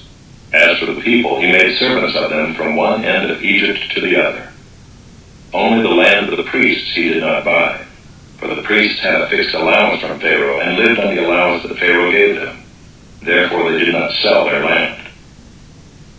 Then Joseph said to the people, "Behold, I have this day bought you and your land for Pharaoh. Now here is seed for you, and you shall sow the land. And at the harvest you shall give a fifth to Pharaoh, and 4/5 shall be your own, as seed for the field, and as food for yourselves and your households, and as food for your little ones."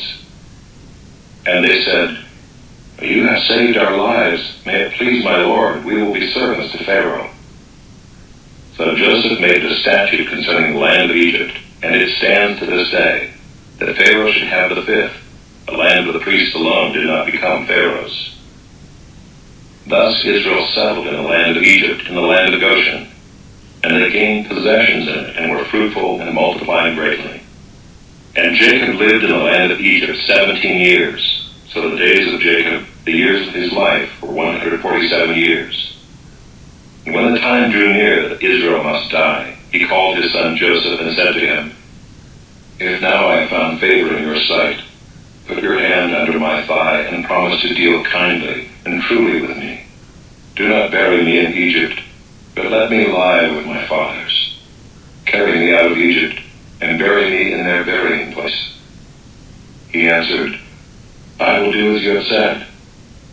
And he said, "Swear to me." And he swore to him. Then Israel bowed himself upon the head of his bed.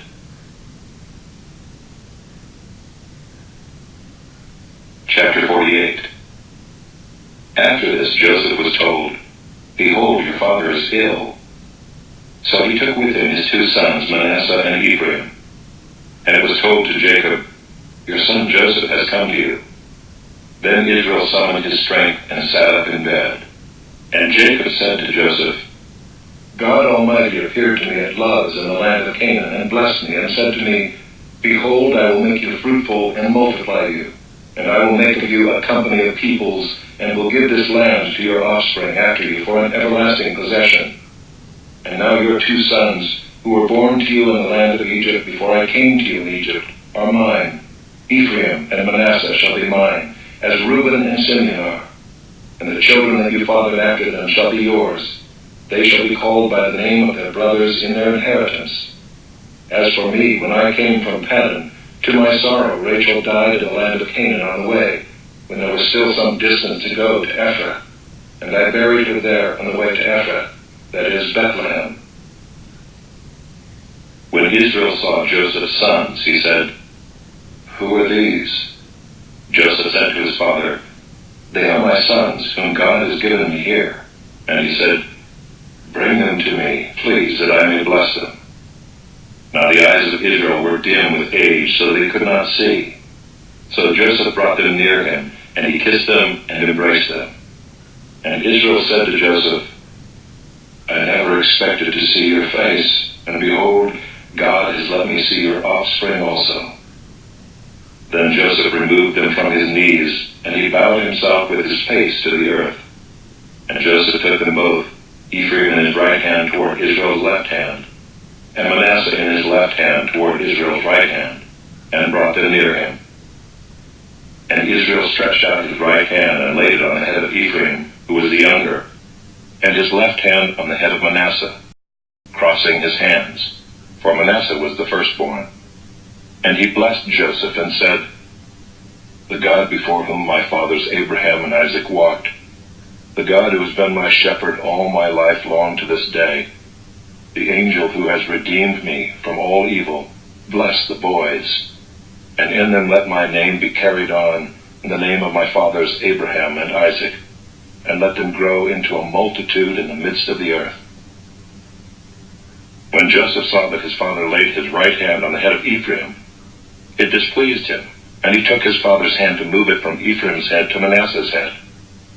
And Joseph said to his father, "Not this way, my father, since this one is the firstborn. Put your right hand on his head."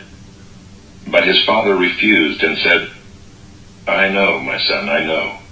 He also shall become a people, and he also shall be great. Nevertheless, his younger brother shall be greater than he, and his offspring shall become a multitude of nations." So he blessed them that day, saying, "By you Israel will pronounce blessing, saying, God make you as Ephraim and as Manasseh." Thus he put Ephraim before Manasseh.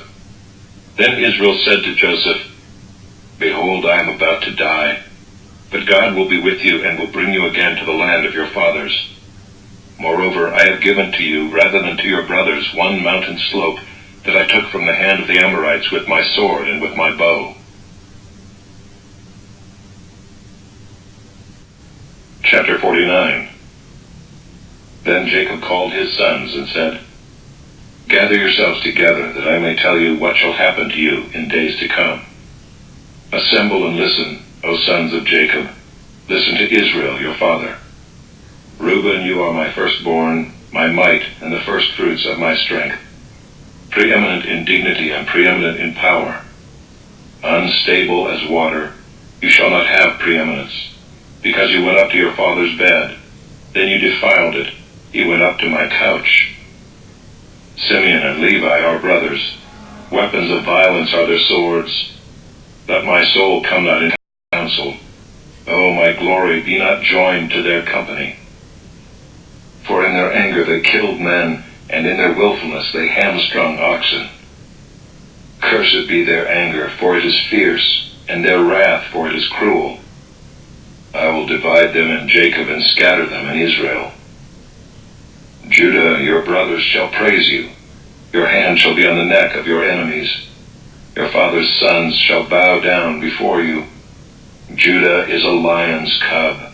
From the prey, my son, you have gone up. He stooped down, he crouched as a lion and as a lioness. Who dares rouse him?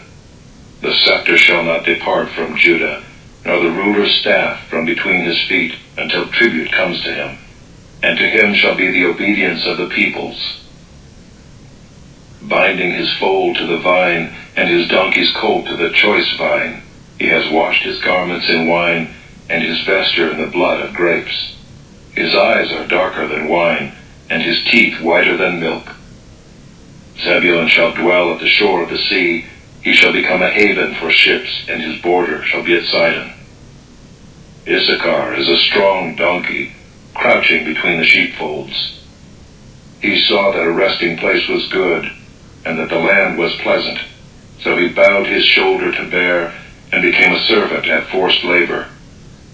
Dan shall judge his people as one of the tribes of Israel. Dan shall be a serpent in the way, a viper by the path, that bites the horse's heels, so that his rider falls backward. I wait for your salvation, O Lord. Raiders shall raid Gad, but he shall raid at their heels. Asher's food shall be rich, and he shall yield royal delicacies. Naphtali is a doe let loose that bears beautiful fawns. Joseph is a fruitful bough by a spring. His branches run over the wall. The archers bitterly attacked him, shot at him, and harassed him severely. Chapter 18.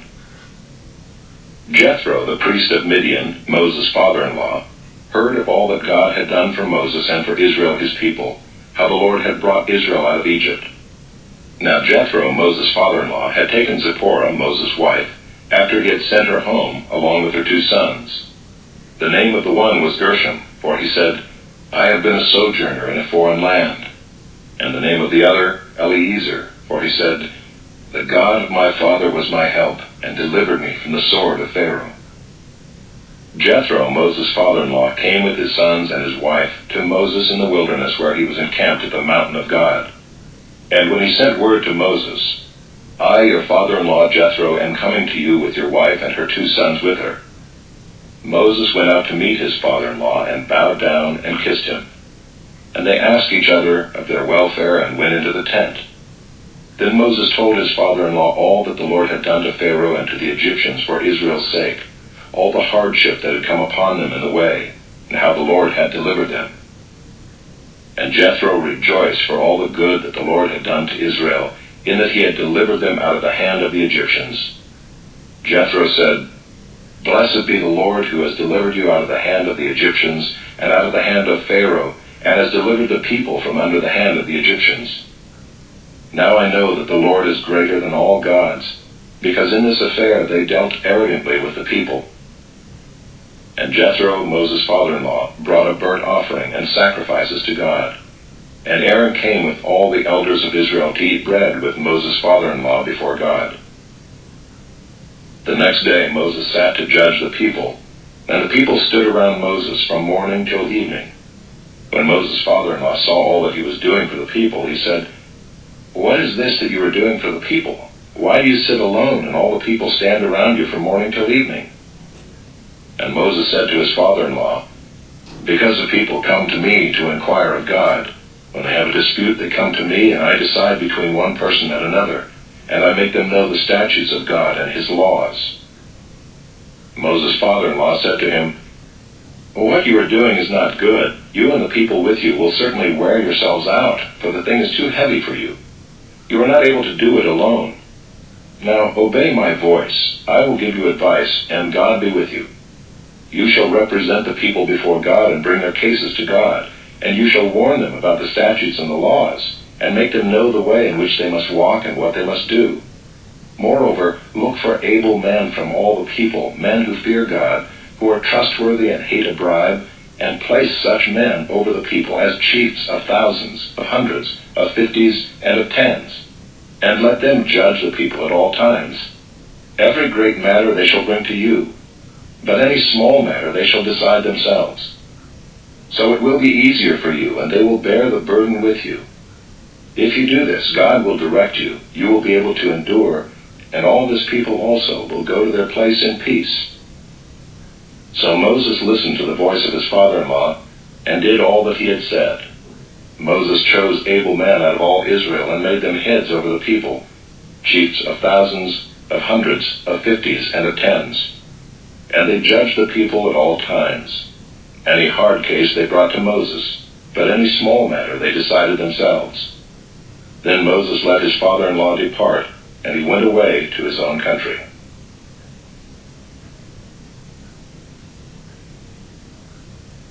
Chapter 19. On the 3rd new moon after the people of Israel had gone out of the land of Egypt, on that day they came into the wilderness of Sinai. They set out from Rephidim and came into the wilderness of Sinai, and they encamped in the wilderness. There Israel encamped before the mountain, while Moses went up to God.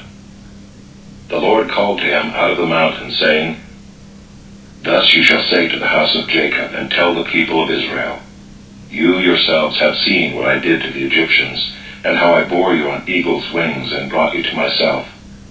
Now therefore, if you will indeed obey my voice and keep my covenant, you shall be my treasured possession among all peoples, for all the earth is mine, and you shall be to me a kingdom of priests and a holy nation. These are the words that you shall speak to the people of Israel. So Moses came and called the elders of the people and set before them all these words that the Lord had commanded him. All the people answered together and said, "All that the Lord has spoken we will do." And Moses reported the words of the people to the Lord. And the Lord said to Moses, "Behold, I am coming to you in a thick cloud, that the people may hear when I speak with you, and may also believe you forever." When Moses told the words of the people to the Lord said to Moses, "Go to the people and consecrate them today and tomorrow, and let them wash their garments and be ready for the third day. For on the third day the Lord will come down on Mount Sinai in the sight of all the people, and you shall set limits for the people all around, saying, 'Take care not to go up into the mountain or touch the edge of it. Whoever touches the mountain shall be put to death. No hand shall touch him, but he shall be stoned or shot, whether beast or man, he shall not live. When the trumpet sounds a long blast, they shall come up to the mountain.'" So Moses went down from the mountain to the people and consecrated the people, and they washed their garments. And he said to the people, "Be ready for the third day. Do not go near a woman." On the morning of the third day there were thunders and lightnings and a thick cloud in the mountain, and a very loud trumpet blast, so that all the people in the camp trembled. Then Moses brought the people out of the camp to meet God, and they took their stand at the foot of the mountain. Now Mount Sinai was wrapped in smoke, because the Lord had descended on it in fire. The smoke of it went up like the smoke of a kiln, and the whole mountain trembled greatly. And as the sound of the trumpet grew louder and louder, Moses spoke, and God answered him in thunder. The Lord came down on Mount Sinai to the top of the mountain, and the Lord called Moses to the top of the mountain, and Moses went up. And the Lord said to Moses, "Go down and warn the people, lest they break through to the Lord to look, and many of them perish. Also let the priests who come near to the Lord consecrate themselves, lest the Lord break out against them." And Moses said to the Lord, "The people cannot come up to Mount Sinai, for you yourself warned us, saying, 'Set limits around the mountain and consecrate it.' And the Lord said to him, 'Go down and come up, bringing Aaron with you. But do not let the priests and the people break through to come up to the Lord, lest he break out against them.' So Moses went down to the people and told them.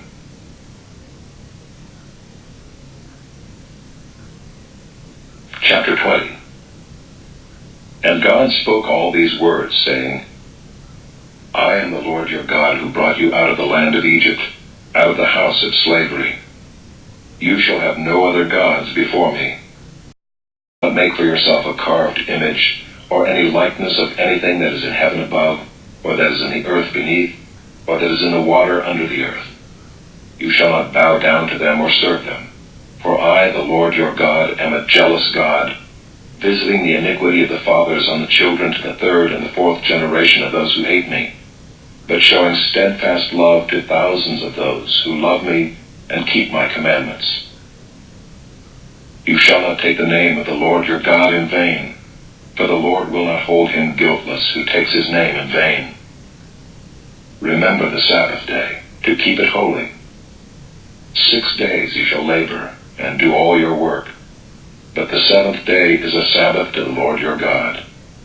On it you shall not do any work, you or your son or your daughter, your male servant or your female servant, or your livestock, or the sojourner who is within your gates. For in 6 days the Lord made heaven and earth, the sea and all that is in them, and rested on the seventh day. Therefore the Lord blessed the Sabbath day and made it holy. Honor your father and your mother, that your days may be long in the land that the Lord your God is giving you. You shall not murder. You shall not commit adultery. You shall not steal. You shall not bear false witness against your neighbor. You shall not covet your neighbor's house. You shall not covet your neighbor's wife, or his male servant, or his female servant, or his ox, or his donkey, or anything that is your neighbor's." Now when all the people saw the thunder and the flashes of lightning and the sound of the trumpet and the mountain smoking, the people were afraid and trembled, and they stood far off and said to Moses, "You speak to us and we will listen, but do not let God speak to us, lest we die." Moses said to the people, "Do not fear, for God has come to test you, that the fear of him may be before you, that you may not sin." The people stood far off while Moses drew near to the thick darkness where God was. And the Lord said to Moses, "Thus you shall say to the people of Israel, you have seen for yourselves that I have talked with you from heaven. You shall not make gods of silver to be with me, nor shall you make for yourselves gods of gold. An altar of earth you shall make for me, and sacrifice on it your burnt offerings and your peace offerings, your sheep and your oxen. In every place where I cause my name to be remembered, I will come to you and bless you. If you make me an altar of stone, you shall not build it of hewn stones. For if you wield your tool on it, you profane it. And you shall not go up by steps to my altar, that your nakedness be not exposed on it." Chapter 21. Now these are the rules that you shall set before them. When you buy a Hebrew slave, he shall serve 6 years, and in the 7th he shall go out free for nothing. If he comes in single, he shall go out single. If he comes in married, then his wife shall go out with him. If his master gives him a wife and she bears him sons or daughters, the wife and her children shall be her master's, and he shall go out alone. But if the slave plainly says, "I love my master, my wife, and my children, I will not go out free," then his master shall bring him to God, and he shall bring him to the door or the doorpost, and his master shall bore his ear through with an awl, and he shall be his slave forever. When a man sells his daughter as a slave, she shall not go out as the male slaves do. If she does not please her master, who has designated her for himself, then he shall let her be redeemed. He shall have no right to sell her to a foreign people, since he has broken faith with her. If he designates her for his son, he shall deal with her as with a daughter. If he takes another wife to himself, he shall not diminish her food, her clothing, or her marital rights. And if he does not do these 3 things for her, she shall go out for nothing without payment of money. Whoever strikes a man so that he dies shall be put to death. But if he did not lie in wait for him, but God let him fall into his hand, then I will appoint for you a place to which he may flee. But if a man willfully attacks another to kill him by cunning, you shall take him from my altar, that he may die. Whoever strikes his father or his mother shall be put to death. Whoever steals a man and sells him, and anyone found in possession of him shall be put to death. Whoever curses his father or his mother shall be put to death. When men quarrel and one strikes the other with a stone or with his fist, and the man does not die but takes to his bed, then if the man rises again and walks outdoors with his staff, he who struck him shall be cleared. Only he shall pay for the loss of his time, and shall have him thoroughly healed. When a man strikes his slave, male or female, with a rod, and the slave dies under his hand, he shall be avenged. But if the slave survives a day or 2, he is not to be avenged, for the slave is his money.